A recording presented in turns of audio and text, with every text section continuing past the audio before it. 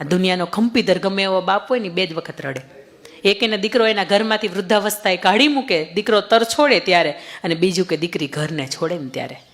પણ અહીંયા બેઠેલી દરેક દીકરીઓના મારા એને સ્વમાન એ ભરવું છે કે બેટા તમે ખારવા સમાજ એટલે ખમીરવંતો સમાજ, તમે એની દીકરીઓ છો. અને મહાપુરુષોએ કહ્યું છે કે કદાચ આ દેશનો પુરુષ છે ને પોતાનો રસ્તો ભૂલશે ને તો હજી એ ચાલશે, પણ આ દેશની સ્ત્રી, આ દેશની વિરાંગનાઓ પોતાનો રસ્તો ભૂલીને તો આખા હિન્દુસ્તાનનો નકશો ભૂસાઈ જશે.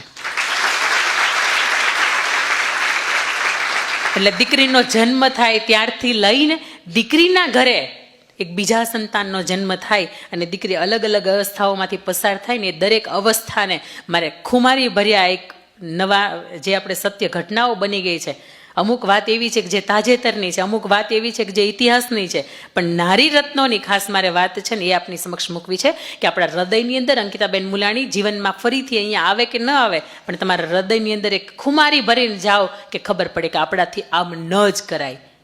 અને આપણા લોક સાહિત્યની ભાષામાં તો એવું કહેવાનું છે કે જ્યારે આપણી દીકરી છે ને સામા સૂરજ ઉગ્યો હોય ને સામી ચાલી આવતી હોય ને તો સૂર્યનારાયણને અવળું ફરી જવું પડે કે હિન્દુસ્તાનની દીકરી ચાલી આવે છે, મારે એનાથી સામે ન જવાય. આ દીકરીઓનું તેજ છે, દીકરીઓનું સત્વ છે, એવું સત્વ છે.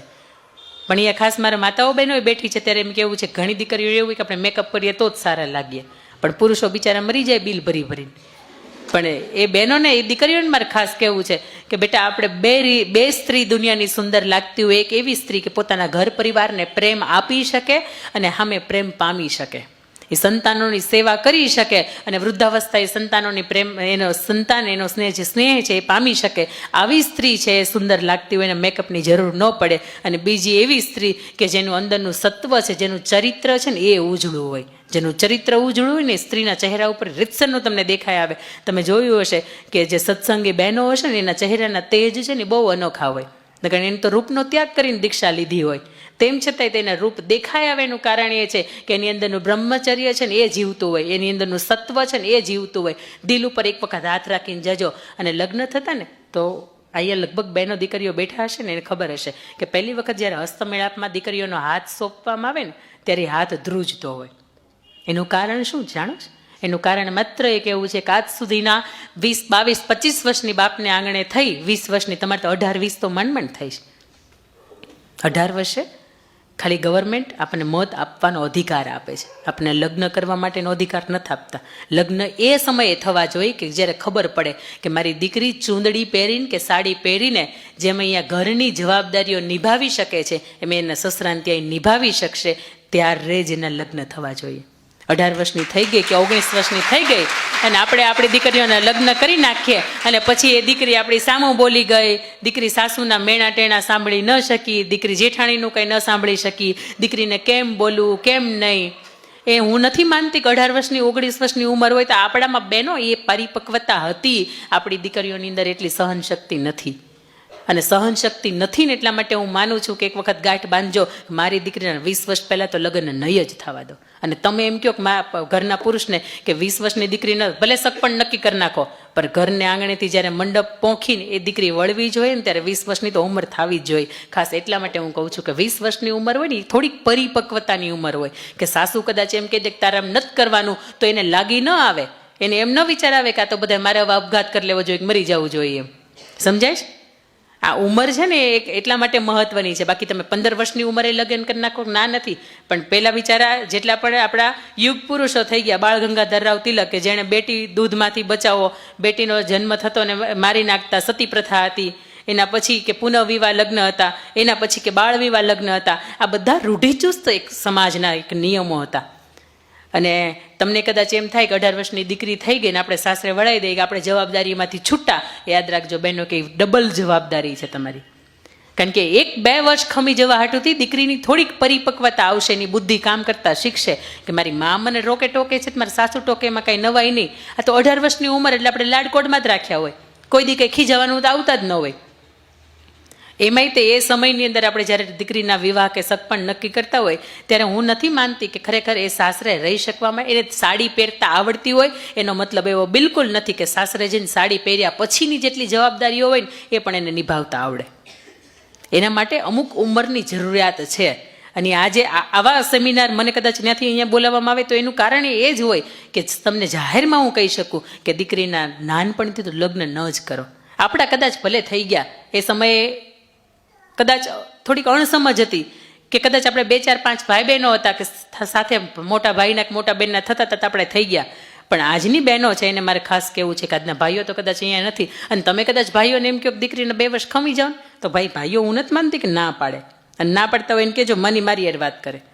પણ જ્યાં સુધી દીકરી 19-20 નથી વટાવતી ત્યાં સુધી એક નક્કી કરજો કે મારી દીકરીના લગ્ન નહીં જ કરું. અને સૌથી પહેલાં કે આપણી ઘરે આંગણે દીકરીનો જન્મ થાય. કોઈ અહીંયા મા બાપ બેઠા છે કે જેને ખરેખર સંતાનમાં 2, 3 અથવા તો 4 દીકરીઓ છે? કેટલા મા બાપ છે? વાહ! આ મા બાપને એક વખત તાળીઓથી વધાવો.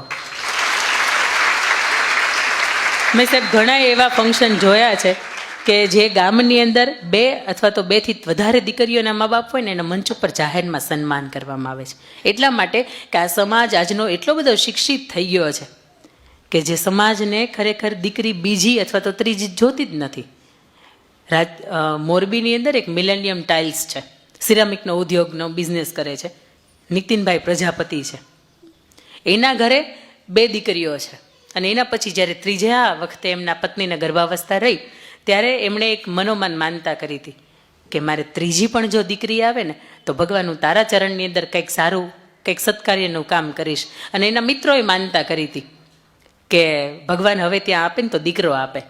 પણ અત્યારે કદાચ આ જન્માષ્ટમી હમણાં જે ગઈ ને એમાં 3 વર્ષે દીકરી વૃંદાને પૂર્ણ થયા, એને ત્યાં ત્રીજી દીકરી આવે છે. અને હડમતિયા ધામ છે ત્યાં 2,51,000 રૂપિયા રોકડા લખાવે છે કે મારા સ્વસ્થ, સુંદર અને સરસ મજાનું એક પણ જાતની અવરોધ કે સંકટ વગર ત્રીજી દીકરીનો જન્મ થયો છે, એ નિમિત્તે 2,51,000 હું અહીંયા ધરું છું. ત્યારે અંદર જે પૂજા કરતા હતા ને એ લોકોને એમ હતું કે દીકરી, ભૂલમાં શબ્દ લખાઈ ગયો છે, ત્રીજો એટલે દીકરો લખાવો જોઈએ અને દીકરી લખાઈ ગયો છે. ત્યારે પૂજારી એ લોકો એવું કીધું હતું કે નીતિનભાઈ તમે ભૂલ કરી છે, આ શબ્દ દીકરો લખવાનો હતો દીકરી લખાઈ ગયો છે. ત્યારે નીતિનભાઈ એવું કીધું હતું કે નહીં, મારે ખરેખર સંતાનમાં ત્રીજી દીકરી આવી છે ને એટલા માટે હું 2,51,000 ધરું છું. આવા પેઢીને મા બાપ હજી જીવે છે.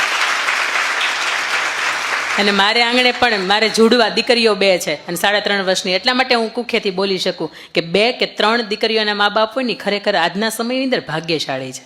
કારણ કે ડૉક્ટર એમ કે પહેલો તો દીકરી છે તો બીજી વખત એટલે તરત મનની અંદર વિચાર આવે કે આપણે તો ભણેલા છીએ, બરોબર છે, બીજી દીકરી તો હોવી જ ન જોઈએ, ત્રીજી દીકરી તો હાવ ન હોવી જોઈએ. મેને પાયલ હે છનકાઈ અબ તો આજાત ઉપર જાય, એ કોણે ગાયું હતું? હા, ફાલ્ગુની પાઠક, હે ને? ફાલ્ગુની પાઠક જ ને, હું ભૂલ ન કરતી હોય તો. ફાલ્ગુની પાઠક એના પપ્પાને ત્યાં 4થું સંતાન એટલે 4થી દીકરી. થોડી મોટી થાય એના પપ્પાને કે પપ્પા તમે મુરઝાયેલા કેમ રહ્યો છો, કંઈ ચિંતા છે? એટલે કે ના ના બેટા, પણ મને થોડુંક એવું હતું કે તું દીકરો થઈને આવ્યો હોત ને તો સારું હતું. આ 3 દીકરીઓ છે ને ઉપર ઢંકાઈ જાવ, આપણે આવો શબ્દ વાપરીએ કે ઢંકાઈ જાય. તો 4 દીકરીઓ હોય તો હું કંઈ ખુલ્લી છે? 4 દીકરીઓ ઢંકાયેલું જ તમારું ઘર છે, તમારું છતને ઢાંકીને રહી છે.